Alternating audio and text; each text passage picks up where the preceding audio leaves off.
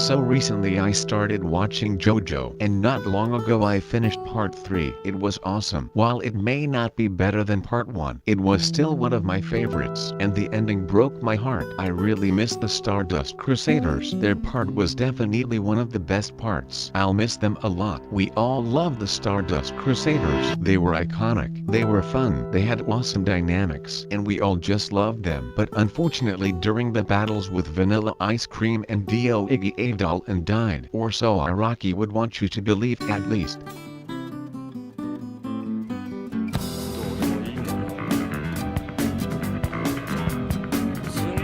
Oh me shark.